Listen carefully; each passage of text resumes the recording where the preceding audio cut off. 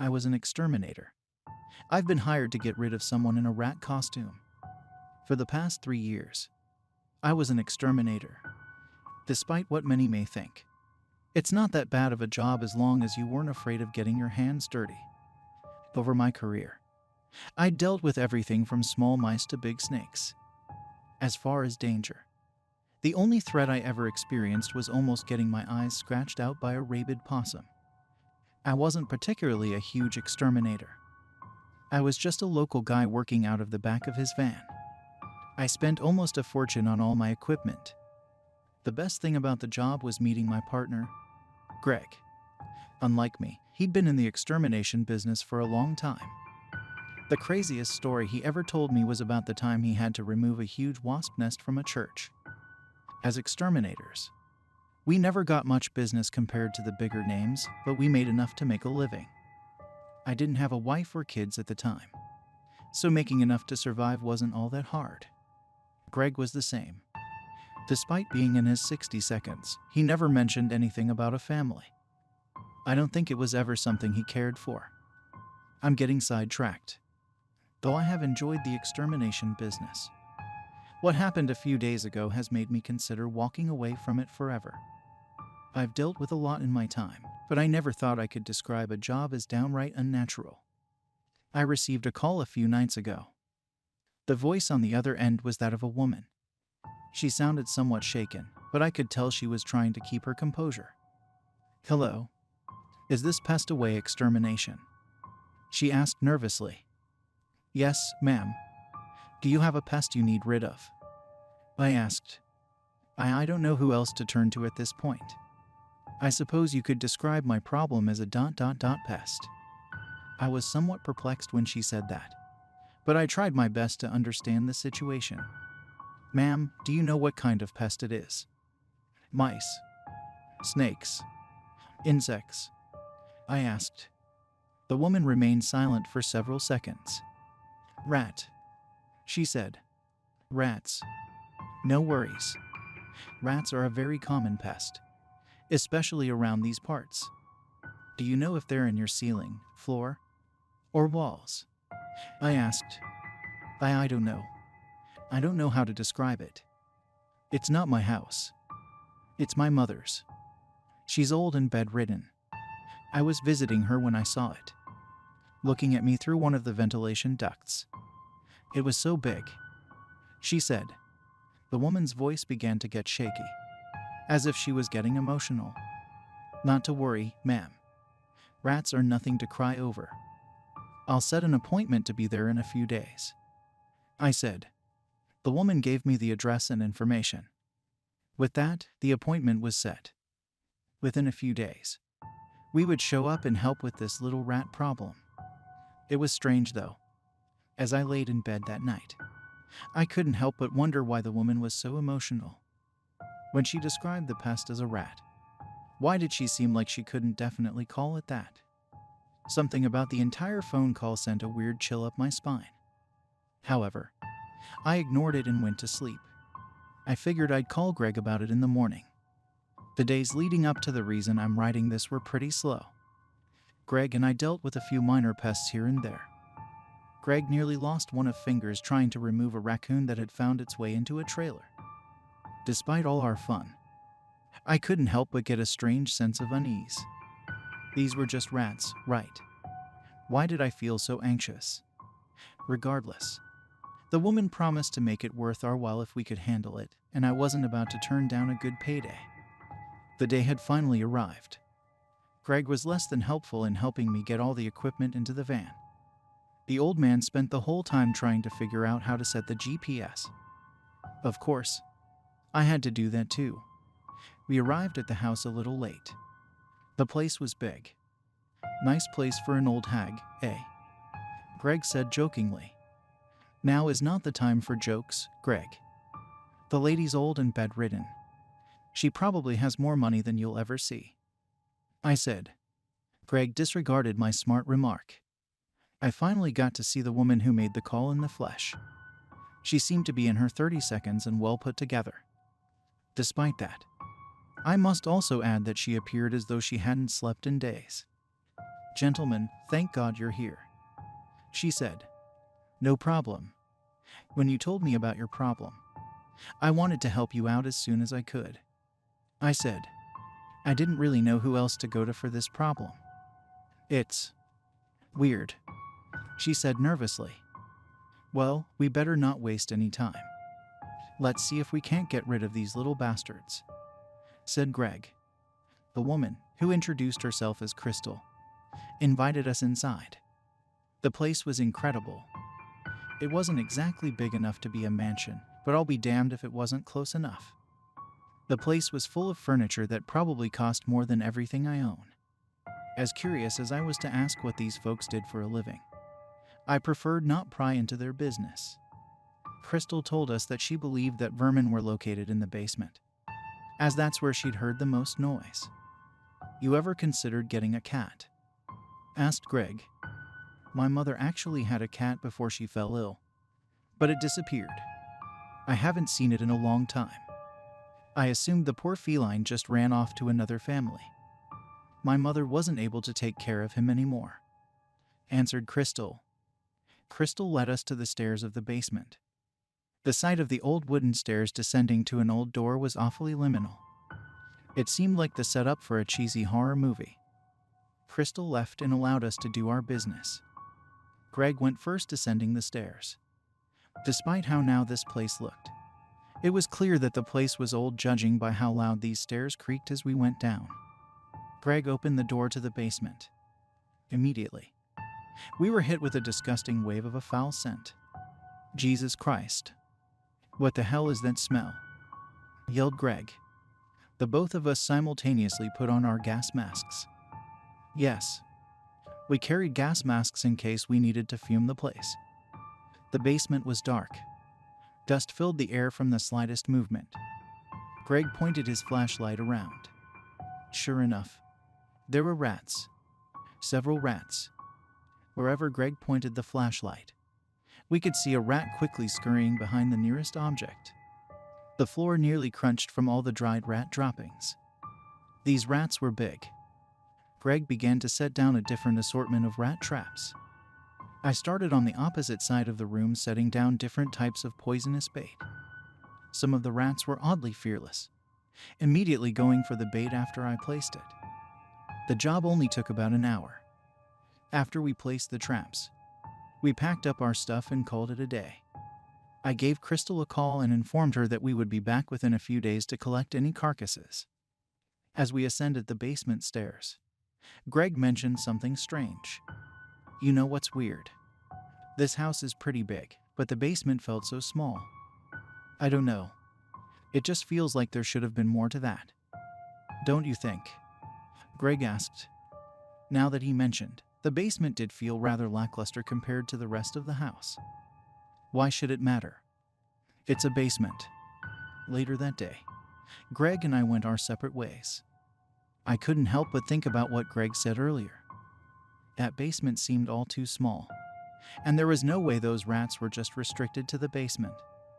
We would probably have to do a clean sweep of the entire house. We would want to leave any vermin behind. We arrived back at the house the next day. Crystal seemed in bad shape. Her eyes were red and her hair was a mess. She clearly hadn't slept. I could notice her sickly mother in her car. "Crystal, what's going on?" I asked. "I'm getting my mother out of here. Whatever you guys did, it angered it," she said. "What are you talking about, lady?" "We angered the rats," said Greg. I assured Crystal that everything was fine. We were going to handle this problem, and she wouldn't have to worry about it. Crystal almost broke down in a heap of tears, but she managed to keep her composure. She hopped in the car with her mother. "Please, end it," said Crystal. With that, she drove away with her mother. I looked over to see Greg had pulled out a revolver from his pocket. "Jesus, man. Where the hell did you get that?" I asked. "You can never be too careful nowadays," said Greg. We started speculating that maybe Crystal was trying to set us up to be robbed. We carefully stepped into the house. Immediately, we could hear them. There was scurrying in the ceiling, the walls, and floor.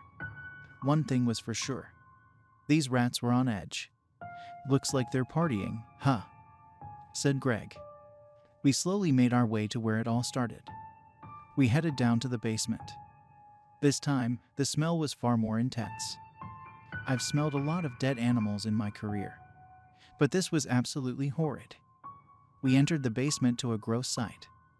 It appeared as though some of the rats had died from our previous traps. It seemed that other rats had been feeding on the corpses. I thought back to what Greg said. This basement seemed unfinished. Rats scurried left and right.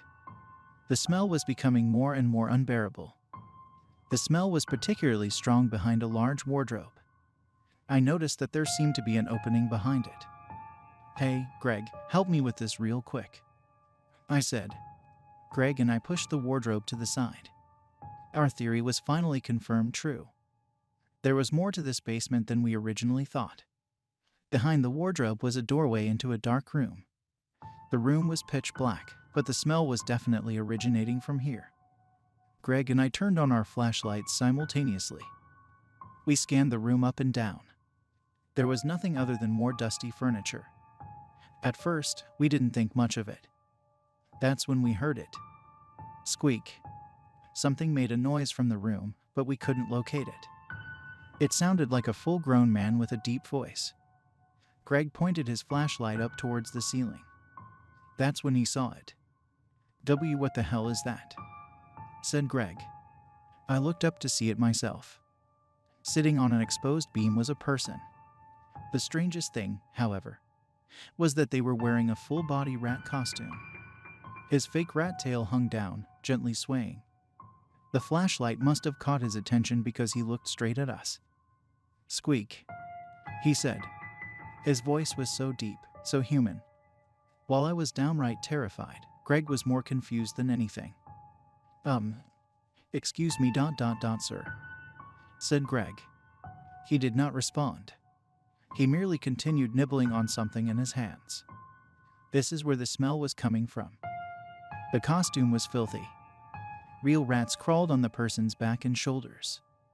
Other rats roamed around the beams above us. The person turned to face us. We could see what he was nibbling on now. The person shoved a dead rat into the mouth of his costume. I could not see any trace of the person underneath. I could see no eyes, mouth, or exposed skin. "Squeak," he said once more. "Why the hell is this guy pretending to be a rat?" asked Greg. The person's voice was so deep, so nonchalant. It was as if he did not care for our presence. By this point, Greg had gotten infuriated. "Listen, buddy. I don't know what kind of prank you people are trying to pull, but you need to get out of here right now," demanded Greg. The person looked down at us. For a second, I swear I could hear him chuckle. Squeak. Several rats jumped down from the beams and attacked us. I felt the small bites of several rats biting into my suit. Greg pulled out his revolver and attempted to fire it at the rat man. The rat man jumped down from the beams and merely stared at us. With each second, more and more rats began to overwhelm us. "Cease," he said. In an instant, all of the rats dispersed from us. The rat man approached us. He crouched down to look at me dead in the eyes. I could see nothing but darkness past the mask. Was there even a person in that costume? Well, look what the rats dragged in," he said. Greg managed to sit up and pulled his revolver on the rat man yet again. "Don't make another move," said Greg. The rat man chuckled yet again. A rat leaped from the darkness, biting Greg's hand. Greg dropped the gun. Another rat appeared, grabbed the gun in its mouth, and dragged it off into the darkness. "Who are you?" I asked. The rat man looked down at me once more. He began to laugh. "I'm just a poor little rat," he said. The smell of death emanated off this guy strongly. This looked like a human, but was it? Why were the rats obeying him? It was clear that this guy wasn't intent on letting us leave alive. I had to think of something fast. I watched in horror as more rats crawled from the mouth of the costume. Squeak, he said. A swarm of rats slowly began to close in on us. Feast, he said, just before the rats could attack. I managed to jump up and hit the rat man in the face with my flashlight. Greg managed to quickly catch on. For an old man, he was pretty quick.